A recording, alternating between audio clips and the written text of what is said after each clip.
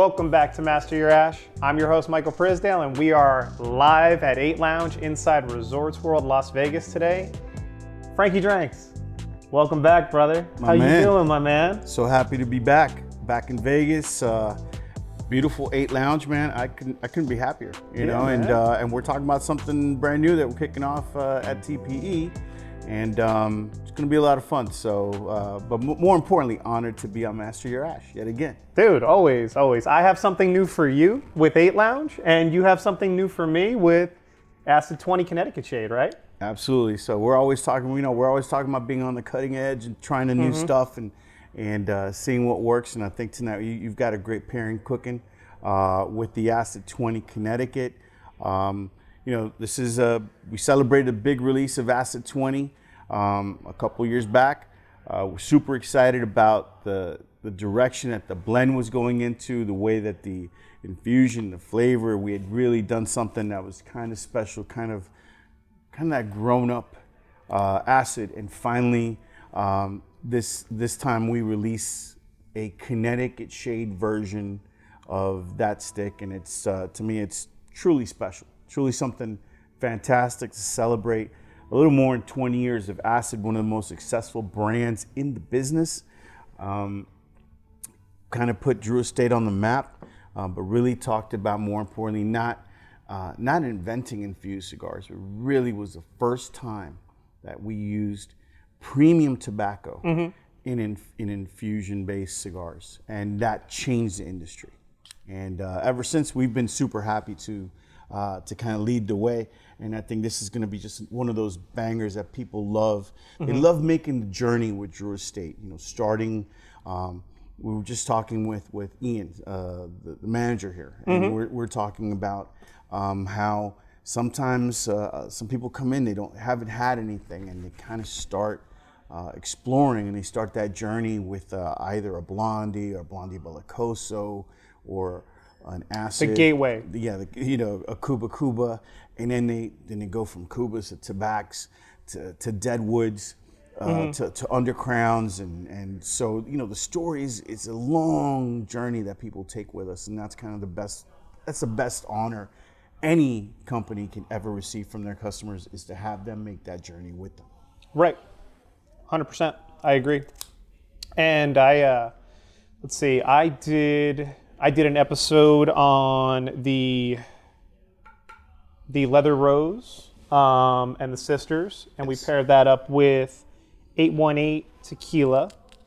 And then my last episode that I did was I did the Sombra Mesa Brule Blue by Steve Saka. Mr. Saka. By Mr. Saka, who is very familiar in the halls of Drew Estate. Absolutely. Yeah, right? He's definitely, Steve is part of our history, of our progress, and we do support Steve in that way, and he's making great cigars as well. So we're super happy about that. Come on in.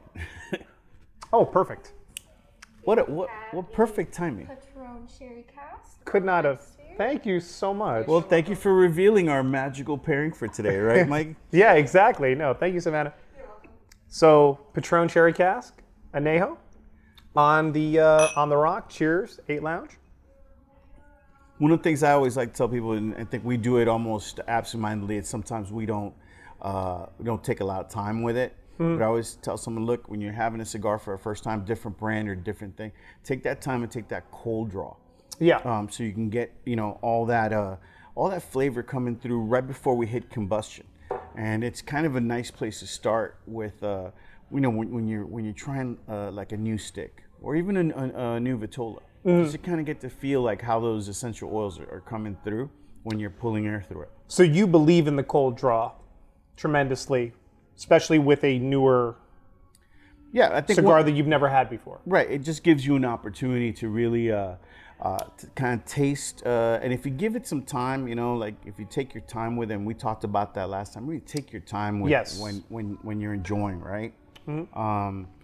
And cold draw gives you that one opportunity to kind of familiarize your palate.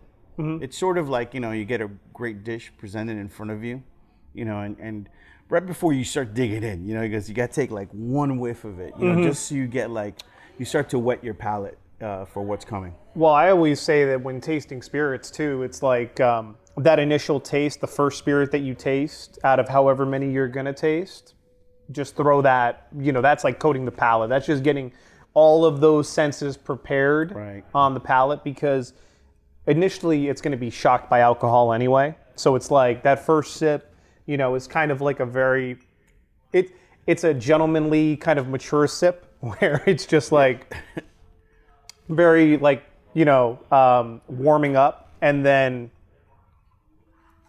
everything else thereafter is kind of like the flavors and the full-on taste profile. I tried that cigar for the first time in my backyard, and there was something that I had read about how people were worried that he had accidentally or purposely hit folks with a sweetened tip on the Sombra Mesa Brulee Blue, which has a very similar shade wrapper to it. Right. You know? And it was funny because I smoked it and I tasted it and I was like, man, this is pretty close. Like I could see where even if he didn't intentionally do it, it's very, very close to an infused kind of stick. And then I made the argument too, because I did the Pappy Van Winkle video. I made the argument because Drew Estate produces the Pappy Van Winkle Barrel Fermented Family Reserve line. Right, and congratulations, that was a great episode. Thank you, thank you. That you didn't invite me to sip along with you. We'll take it up after this episode, but yeah, I mean, you know, off camera, there's probably some Pappy lying around here somewhere. We might be able to make something happen. I'll hold you to that. But that was actually a great episode. And, thank you. And you were about to kind of discuss that Pappy cigar, because if not a lot of people have had it, and those that have had it's a flavor bomb, because it's going many different places. Well, going back to what you said about the cold draw, I cold drawed that cigar before I lit it up. And if you wanted to taste fermented tobaccos, that's the cigar to cold draw for that. I mean, that is fermented tobacco, like, no doubt. Right. I mean, we're talking about a doble capa. So you have, it's 2 wrappers on there. The last wrapper being that Kentucky fire cured barrel fermented, that's just on that last third of the cigar. Yeah, the other half side. Right. What that does, just on your lips, is truly, truly amazing. Because it just affects all the flavors, because you got little bits of, you know, like, let's face it, you see your cigar, you got little bits of saliva that are on there, right? And you're tasting that with your My cigar always has a lot of bits of saliva. I'm one of those guys that you never want to share a cigar with me. If sharing a cigar is the thing, I don't know. But I always feel like I over salivate on cigars. I don't know. But you know what? That's actually one of the ways that you actually can get a lot of the flavor out of it. Because there you go. You know, I'm not advocating, you know, like deep throating your cigar. No. But I am advocating. The cameraman laughed. Thank you. You're the guy on the couch today. Remember that. That's true. So listen. But part of it is getting your tongue and your saliva to kind of like draw some of those flavors, and it's constantly on your lips. And I tell people, you know, when we're giving advice, and there's a lot of old pros on Master Your Ash and a lot of pros on Stick and Sips all the time, but I still, you know, advocate, hey, you know, if you go into the store, please don't smell the cellophane. It could be quite wonderful. You said that in our last episode. But, you know, if you can smell the foot without offending, like, you know, the order, breaking all your packaging, and you really want a good idea of the blend, you want to get that foot. You want to smell it. And then if it's your cigar, well, smell the foot, right? And then if you can, you know, I always advocate, we're always tasting the wrapper. If you really want to just taste the wrapper, you know, just get, you know, like smell it and taste it, and you'll be able to really see, like, trying to understand the complexity of wrapper in a cigar. So the role of saliva is, you know, I mean, this is not the most sexiest of things that we're talking about, but it definitely accentuates what you taste in a cigar. Absolutely. And I mean, going back to the barrel fermented Drew Estate Family Reserve, a Pappy line, that's essentially a flavor infusion to me. And I don't have the same general opinion about flavored cigars or infused cigars, however you want to differentiate the category, as some of the other like really. Oh, you found your first cigar. As some of the other like hoity-toity people that are a little bit too, kind of they're too involved in the mythological sense of like you should never have flavored tobacco. Like it exists for a reason. Pipe tobacco, you can make the argument, came somewhat before in the Americas in a lot of ways. You can make a lot of historical arguments about the flavoring of tobacco. Yeah. For a lot of different, for depending on what you want, but like I always have a golden rule, man. It's like, don't be a douche, right? Yeah. Don't be the bourbon douche. Don't be the Scotch douche. Don't be the mezcal douche. Drew. Joey. And above all, don't be the cigar douche. Yeah. Because listen, everybody loves expertise. Share that knowledge. Share the experience. But your opinion is just one of many, many opinions, and we can always be surprised and turned on. It's like like at one point I was not a sun-grown fan. It wasn't on the top of my list. And then I tried to box press Cigar Dojo, sun-grown. It changed my perception completely. And so so you learn something new every day because you put things in a box. Oh, I don't like that.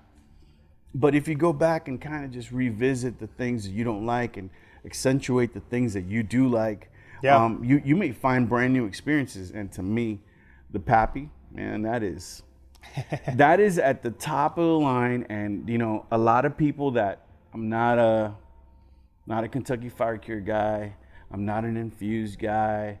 They try that stick and they go like, oh my God, man, that kind of just blew my mind. I'm like, yes, look what you're missing. Wild. Look what you're missing. It's wild. And it's definitely one of my favorite cigars just because of the process. Probably, short of the, we were just talking about Lanceros the other day, right? Because Lanceros are my favorite size, period. That's it. Lanceros, Lancero, Willie Herrera, we love you, man. That's your best, it's your best roll. And he goes, this is my base roll. I go from here. Scale it. And then go upward. Yeah. And so I love that. That is a cigar vitola that's still not appreciated. People feel that they're not getting enough tobacco, and I gotta tell people, man, you are getting more wrapper in your blend on a slender cigar than you could ever imagine, and the flavor is just amazing, and they smoke wonderful. But going back to that was finding that the complexity just to get all the tobacco and the process to make just that last 1/3 piece that goes in there. The process to make Kentucky Fire Cured tobacco is one of the most labor intensive processes. Yeah. And you realize, wow. And then you do, so we take it down to St. James Parish. We put that in a barrel versus a pilon, right? We still do the hands, but the hands are going inside of a barrel. Right. They're going under 500 pounds of pressure. We're putting 500 pounds of tobacco. And that's water pressure. Yeah, we're pressing down on that, and it's creating the environment for fermentation and heat to happen. So this, what JD likes to call the grasa, which is the essential oils in there, start to boil, so you get that and tar that starts to leak out of it, and very similar to in the tequila process when you're fermenting on the actual agave fibers and you have bagasse on top. And that is, it's kind of like the remnant, and shout out to the people that have been on our barn smokers in Louisiana. And, that we told them, and farmer out there was just saying, hey, don't, people go, can we taste that? I'm like, you don't want to taste that. It looks like crude oil. And I'm telling you, and it'll make you like loopy. And I'm telling you, so people did it. So it was probably like blinding menthol kind of compounds and stuff that you want like completely gone after distillation and stuff. But you go through that process, which is could be an independent 2-year process depending on ambient temperature and et cetera. Then that tobacco gets cleaned up, shipped to Nicaragua, and aged additionally. And then they'll make that cigar. Then we're ready to go. And that's for the wrapper. Right. That's for 1/3 of the wrapper. That's for 1/3 of the wrapper after you get past that band. Right. And so, you know. And it's not a big band. Like, this is a pretty decent sized band.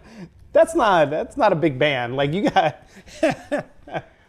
But just that process of making that, and that's kind of like one of the most, and it's got a very interesting blend, that we take inside of it. It's kind of a traditional blend, but there's, when we're talking about how a bonchero or rolero is making, and it's like that little fold back of leaf and the little placement of leaf right at its right point that the master blender's kind of like. The Ligero's going here, the Viso's going here, the Seco's going there, this, that, or the other, Piloto or Habano or whatever it is, like where it all fits in the blend. And then that's what eventually kind of creates that transition that we as like people reviewing and like the talking heads go, oh, so I got this on the second third and it moved into this on the third. Or it could be something to where like, hey, there was more of this present. Right. I got more chocolatey notes on the... Right. And it's like, well, that happens not by happenstance. It's engineered actually, that way. It's engineered that way. As best as you can engineer wrapping a bunch of leaves to kind of approximate and smoking like them down where, where they fold back and, and that's kind of the beauty of a cigar, knowing that it is a natural product that we're trying to emulate every single day. Thank goodness for automated distilling practices in the U.S., meaning that, your Maker's Mark's going to taste like Maker's Mark from now until eternity. Yep. Chromatograph. Chromatograph. That'll get us to make sure that our master blenders are never making a mistake. Exactly. Never. But we ain't got no chromatograph. There's no cigar company I know has got. Well, maybe RJ Reynolds' cigarettes, but other than that, right. There's no chromatograph for a hand rolled cigar. No, there isn't. And I mean, like, it goes down to everything too, because you can do all of those things, and then you can ship it in a cedar box that has a little bit more lacquering on the top of it, and then that infuses into the cigar that the person who's buying the box has to then take out of the box and try to remove over the course of the next 6 months, which was another thing that I had happen to me with a very like prominent cigar brand. Now they make a lot of cigars. Every now and then they throw them into a nice lacquer box. Every now and then you get some of that like extra paint fume that kind of seeps into the sticks. And it's like, well, got to take these out, rest them for a little bit. And it's like everything is a handmade process, and everything is absolutely, And and that box. I mean, the major thing when you're watching, like if you go down to Safari, back when we were doing them, and or any factory, the box process. They're measuring humidity on all parts of that box. They've got a humidity hygrometer that's checking the humidity, because if you're too dry, guess where it's going to come from? It's going to come from that cigar. And if it's too wet, you're going to may have some issues later with that cigar. So there's a lot of care that goes into the box manufacturing. And you can imagine if it was a 1 week advance where the paint didn't dry completely and they put cigars in it, of course it's going to affect it. So everything from, maybe that leaf isn't ready, but hey man, we've got to hit numbers like anything else. So guess what? Hey, take those primings. Send it out. Get the primings, because we have to meet deadlines and stuff. Right. And for us in any other company, it's hard. It's hard to maintain those schedules. And the best thing that we can do is like, look, you got to choose one. You got to choose quality or quantity. And if you choose quality, understand that there's going to be times where guys are going to say, I don't have my Liga. Right. what can you do, man? It's our flagship. We try to, we're not going to cut any corners in the production of Liga or any other cigar. Right. So part of that is all good things in due time. Yeah, you can never rush the hands of time, supply You chain. shouldn't, yeah. All of that.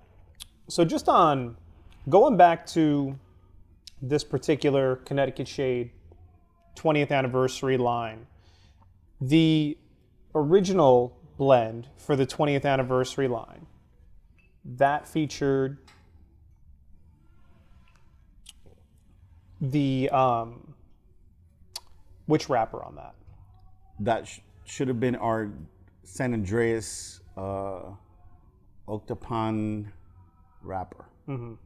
Because that particular tobacco, as far as a wrapper goes, is usually like, at least for a while, was right up, my alley. I've smoked a lot of stuff now. I know that Wildfire Cigar Company, a couple of other companies started to migrate to a lot more of the Ecuadorian Habano wrappers. That seems to be like one that's just on fire growing right now. Well, I'm glad you mentioned that. Okay. Because, we've had one of our own master blender, Willie Herrera, who's really well known. But Willie Herrera's flagship line has been used in Ecuadorian Habano for years. And it's, and to see it catch fire, like now, it's like, you know what, man? He was on something really good. He was. It's great quality tobacco. I find like whatever we're coming up with as far as product from Ecuador, especially the Habano, fantastic. I've said on multiple occasions on the show, like if I was to bring a cigar into this world tomorrow, part of me would want to do it. As much as I love San Andreas wrapper, love it, like smoke it all the time, I would like the first cigar I think that I made to be Ecuadorian Habano. I just think that the approachability, the fact that you can pair that with such a wide variety of stuff, I mean, like it's super duper approachable. The quality that's being produced right now is so high. And I mean, Willie obviously has his sources. So, he was probably smoking it 10 years ago going, hey, I'm going to bring this to market. And sometimes it could take, I'm not saying it's 10 years, but sure, it could take 10 years. I mean, because there is that, one season of you grow it, right? Or you buy it from the farmer, you test it, you let it rest. That could be a year process, right? There could be some additional things that you may want to do during the fermentation process that require you to say, look, we need one more month. We need, a little more time. And then after the fermentation, then we want to let it rest, and we want that to rest for 2 years. And at 2 years, you test it and you go, another year be really good, 6 months be really good. And then you find out that sweet spot.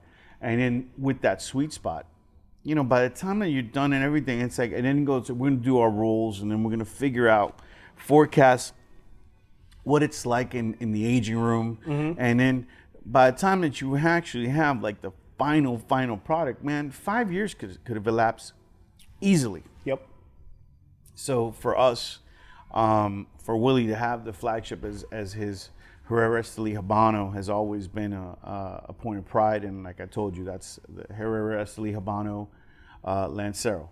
That's my jam. Because it's just so freaking good. Yeah, and we've had the Lonsdale on the show, specifically because of the fact that I am a huge fan of the Lonsdale and the Lancero format, as you well know. And I mean, that was probably one of Saka's major works when he was with Drew Estate. Was the Lancero specifically on the Liga line, right? Absolutely. So the L40. So if L40, you guys can find an L40, I mean, an L40 is kind of like, a lot of guys get scared off a little bit by the price tag of an L40. But if you find them, give it a try. Like anything else, give it that experience, and what you're going to really find there is kind of a study in Connecticut River Valley broadleaf. Mm-hmm. And if you really want to know what that's all about, you're going to be so pleasantly surprised. I also think that that's the only one really that Saka even makes, or that Saka's ever made, because he's just not a fan of the format. Right. On like the flip side of the Right. Willie coin, you know, like it's really funny how that goes. You know, like Booth's been on the show. Booth isn't really, you know, he doesn't do a ton of Lancero. So it's very interesting just the difference between master blenders and preferences. Yeah, it's all a matter of preferences, and you know, I always go back and add a little bit of history with it. That you know, Lancero's always been in Cuban culture's been the gentleman's cigar. Yeah. You know, The long Panatella. The long Panatella, and because it really requires a really deft touch when it comes to the blender. Mm-hmm. To be able to blend the ideal flavorings of that cigar, what you want, all the boxes you want to check off, in such a small format. Yeah. And that's a very hard task, you know. And then, you know, contrary to popular belief, it's not rolled on the inner thighs of Cuban the virgins. Women. Yes. More importantly, it's rolled on you know, people with really deft hands and know how to blend a cigar. Sure. And make something beautiful over a long format. Mm-hmm. You know, and as a long format cigar with a small ring gauge, and trying to get all those flavors all at the same time, and that requires a lot of skill. And those are the roleros, boncheros that are uber skilled. You know, right. It's like they use the best of the best for those specific cigars. So it's not like the whole factory is making every single cigar. There's groups of teams of people that specialize in certain things, and the more complex a cigar is, the more valuable the prime material is, the more skilled the worker that's doing it. Mm-hmm.